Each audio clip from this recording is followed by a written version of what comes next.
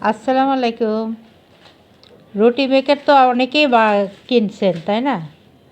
কিন্তু রুটি বানানোর পদ্ধতি কিন্তু আমাদেরটা একটু ভিন্ন। একটু খেয়াল করুন, তাহলে বুঝতে পারবেন। আমাদের আমার আমাদের এই পদ্ধতিতে রুটি তৈরি করলে আপনাদেরই সুবিধা। যেন একসাথে দুই কাজ একসাথে হয়ে যায়। যেমন এই যে দেখতে পাচ্ছেন,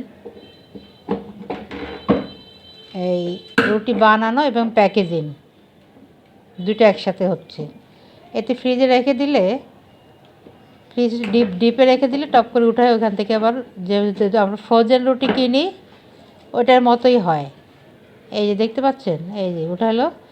আরেকটা দেখুন, তাহলে আপনাদের ইজি হবে, মানে বুঝতে সুবিধা হবে।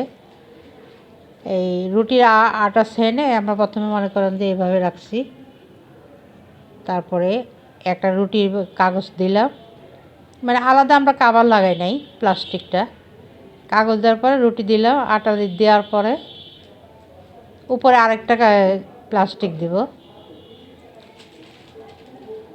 তো উপরে আরেকটা প্লাস্টিক দিলে হবে কি, এক চাপে আপনার রুটি বানানো এবং কাভার দুটো একসাথে হয়ে যাচ্ছে। এই যে দেখো, আমারটা আমি মনে করি যে ইজি প্রসেস।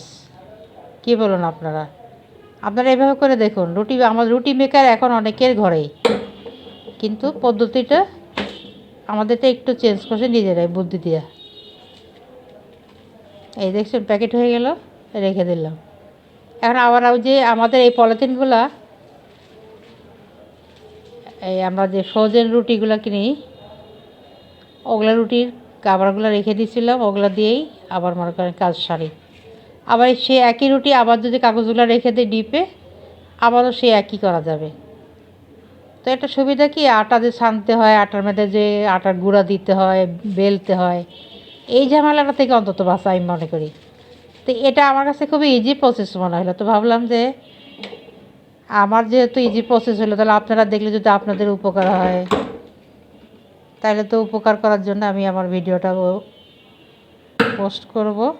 আপনারা দেখবেন অবশ্যই, দেখে আপনারা অন্যান্য আত্মীয় স্বজনকে শেয়ার করে দিবেন, যেন ওদের অসুবিধা হয়। দেখছেন, এই যে তৈরি এই প্রসেস।